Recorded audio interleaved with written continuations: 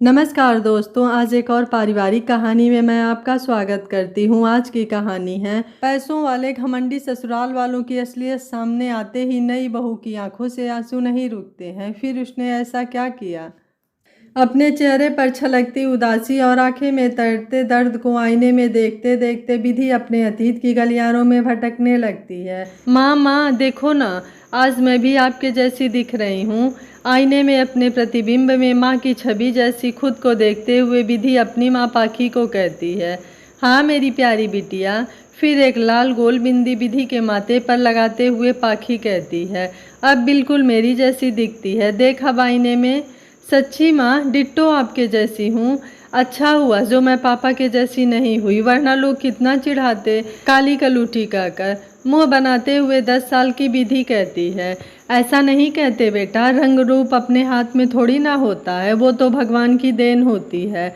और बेटा, हमें रूप नहीं गुण देखने चाहिए। तेरे पापा भले ही काले हैं पर दिल के बहुत अच्छे इंसान हैं, हमारा कितना ख्याल रखते हैं और तुझे तो कितना प्यार करते हैं मेरी नकचढ़ी। विधि का नाक प्यार से खींचते हुए पाखी कहती है, पर माँ आप इतनी गोरी और पापा इतने काले, फिर आपने पापा से शादी क्यों की? मैं तो कभी नहीं करूँगी पापा के जैसे काले लड़के से शादी। अच्छा, तो मेरी बिटिया रानी को मेरे जैसे रंग वाले से शादी नहीं करनी है, तो फिर कैसे लड़के से करनी है?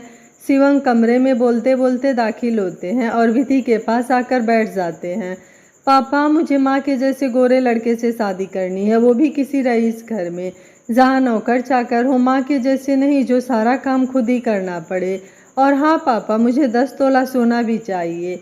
विधि के इन शब्दों के साथ पाखी और शिवम की हंसी फूट पड़ती है और शिवम कहते हैं, बिल्कुल बेटा, मैं आपके लिए आपकी माँ के जैसे ही गोरे मुखड़े वाला दूल्हा लाऊंगा और खूब सारा सोना भी दूंगा। ठीक है मेरी बिटिया रानी, पर एक बात तो बताओ, मेरी बिटिया रानी इतनी सोने का करेगी क्या? शिवम प्यार से विधि के दोनों गालों को छूते हुए कहता है। शिवम की बातों से विधि खिलखिलाकर हंस पड़ती है और फिर कहती है, पापा आप भी ना बिल्कुल बुद्धू हो, आपको इतना भी नहीं पता। खी खी खी खी। हाँ हूँ मैं बुद्धू मेरी बिटिया रानी, पर अब तो बता दे। जानबूझकर शिवम विधि के सामने बुद्धू बनने का नाटक करते हैं ताकि विधि के मुंह से उसके सपनों को सुनाने का मौका मिले शिवम को। अच्छा, तो मैं बताती हूँ पापा, मैं उन सोनों के गहनों को पहनकर रानी बनकर रहूँगी जहाँ मेरी शादी होगी। कहाँ से लाती है इतना खुरापात अपने छोटे से दिमाग में लाडो रानी?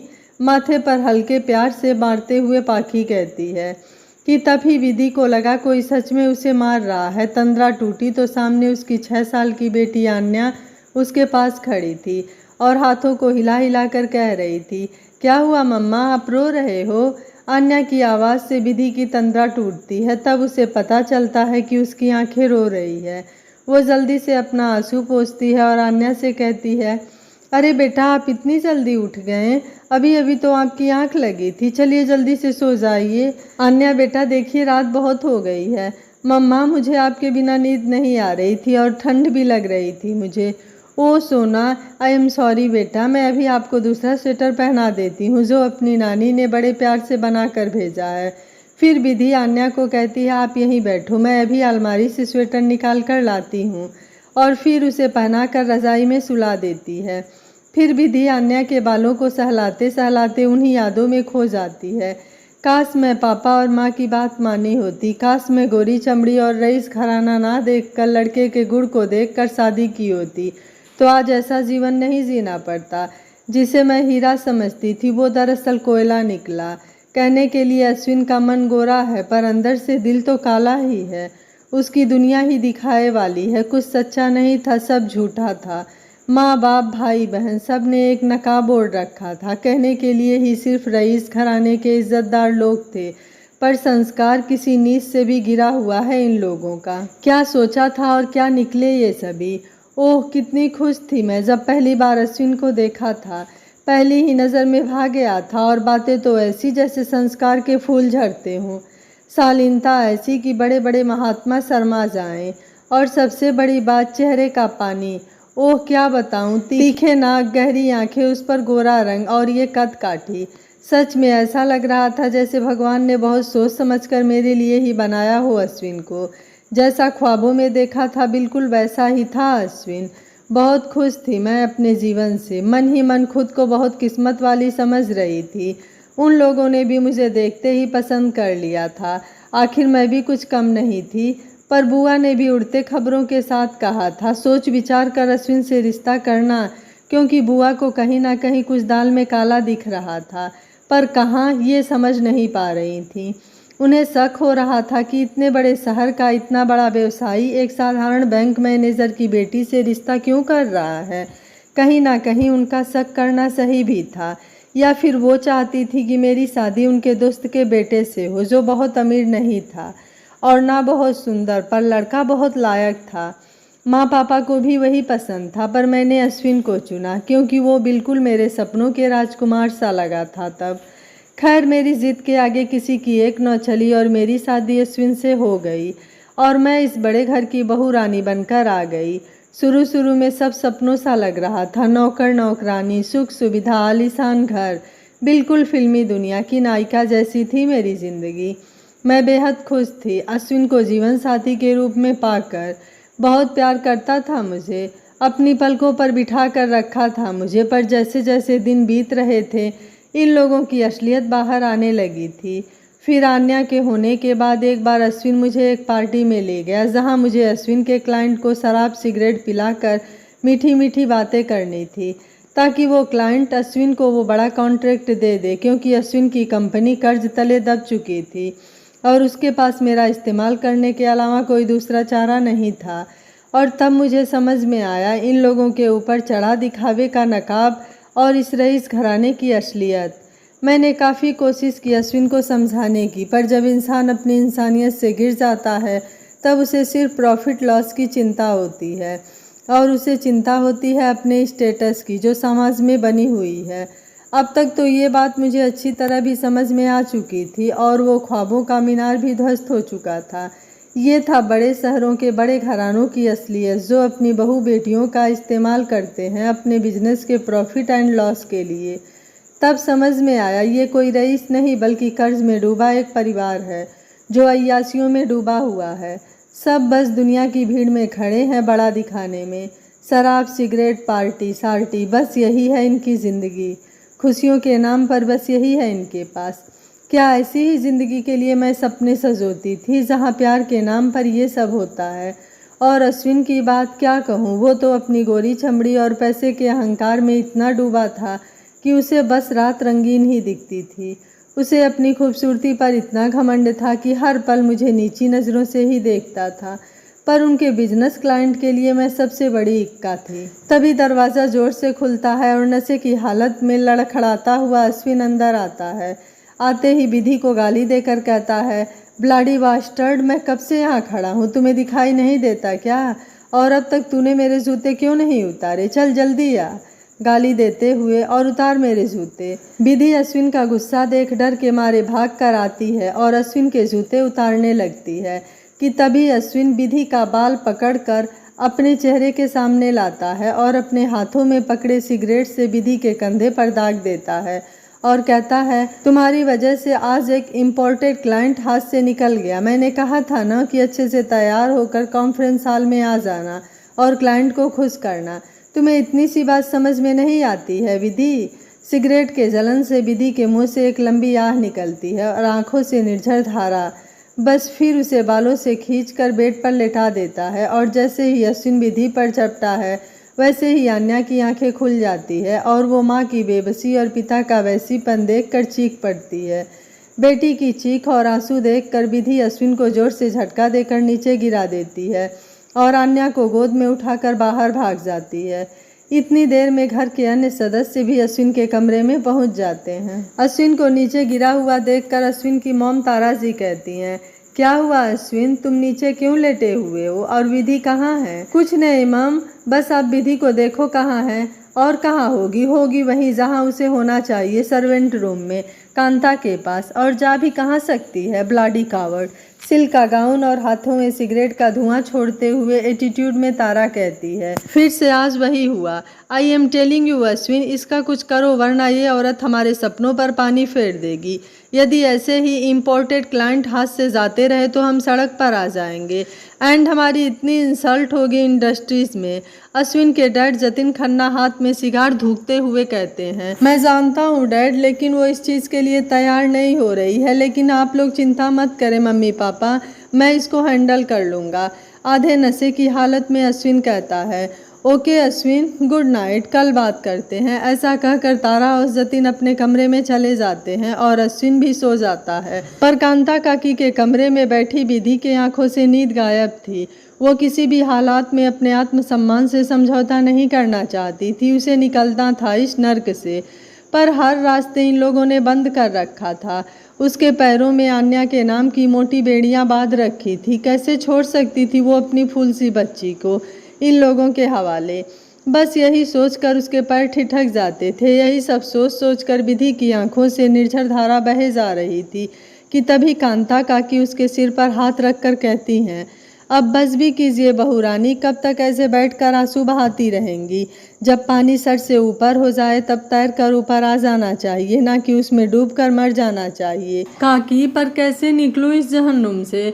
सब रास्ते मेरे लिए बंद हैं काकी। हर वक्त इन लोगों की नज़रें मेरे पर रहती है।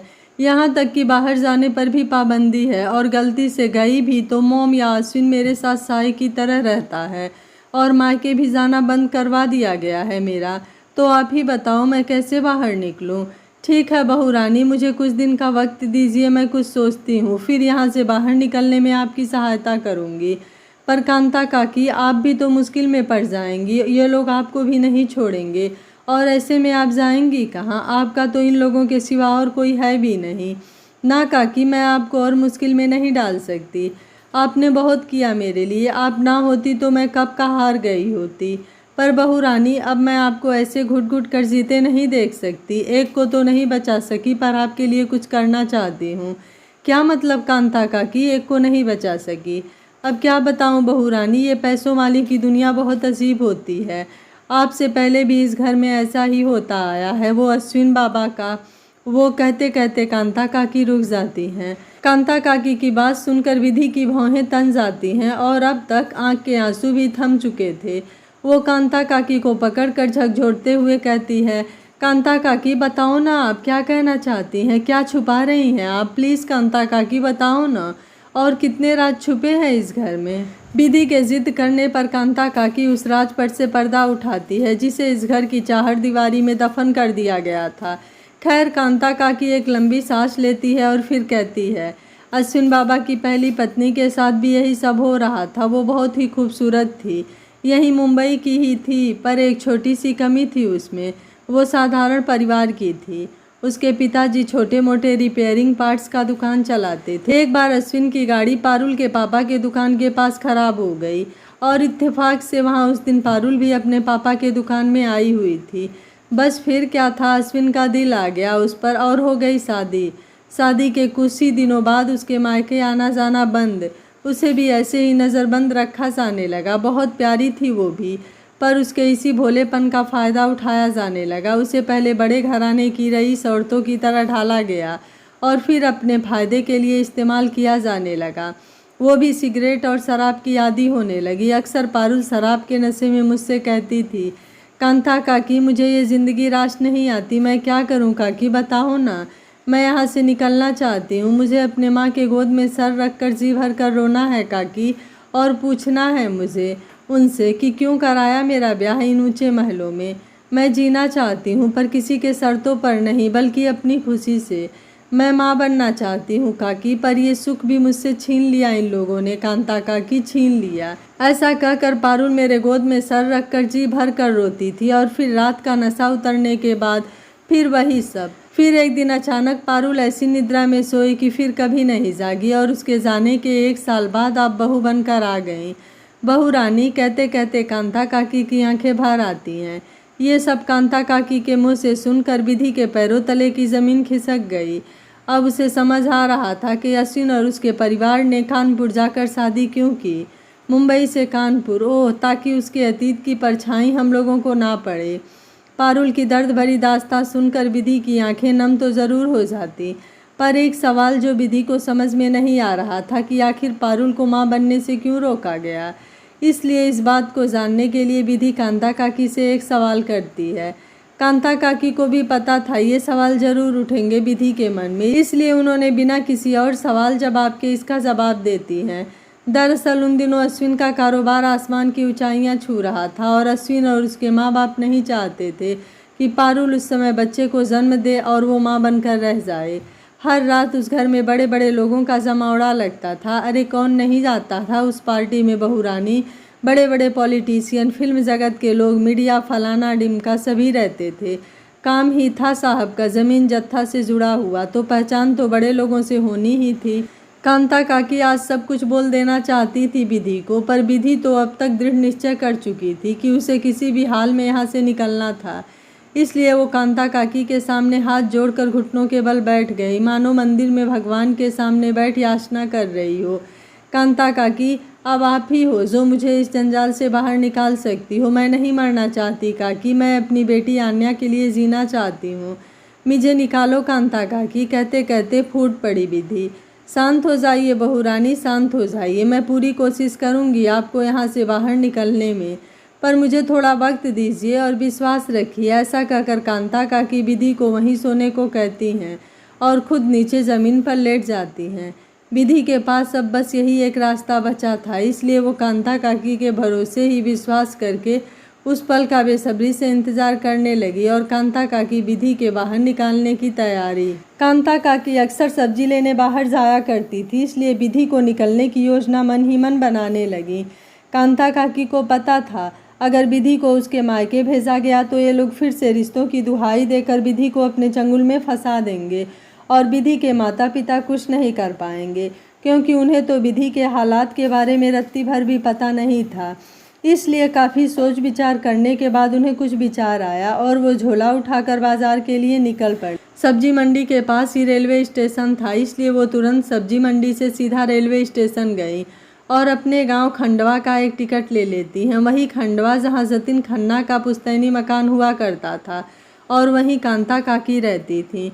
माँ पिताजी के गुजर जाने के बाद जतिन खन्ना की दादी ने कांता काकी को हमेशा के लिए अपने पास रख लिया था और आज तक वो इस घर के नमक का कर चुका रही थी, खुद को इन लोगों को समर्पित करके। पर आज कांता काकी इंसानियत का कर चुकाने के लिए खुद की ज़िंदगी दांव पर लगा लिया था। खैर कांता काकी ने जोश जोश में टिकट तो ले ली थी, पर विधि को उस चारदीवारी से बाहर निकालना किसी दुश्मन के गिरफ्त से बाहर निकालने जैसा था, क्योंकि घर के हर कोने कोने में सीसीटीवी कैमरा लगा हुआ था और मेन दरवाजे पर वॉचमैन की पहरेदारी। अब इन सब की आंखों में धूल झोंक कर कांता काकी को, बहू रानी को बाहर उसकी मंजिल तक पहुंचाना था। पर कैसे? ऐसा सोचते सोचते कांता काकी आहिस्ता आहिस्ता सब्जी मंडी से गुजर रही थी कि तभी पीछे से रामदीन सब्जी वाले की आवाज़ सुनाई देती है। अरे काकी, कहाँ खोई हो? आज सब्जी नहीं लोगी क्या?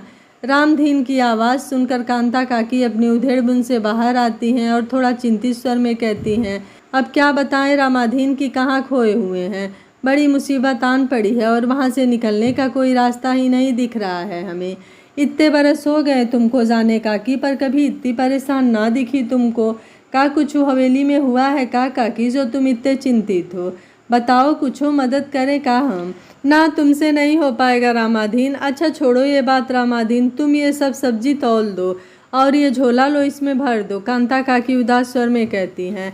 अरे काकी, एक बार बोल के तो देखो, ई रामाधीन आपके खातिर अपना जान भी हाजिर कर देगा।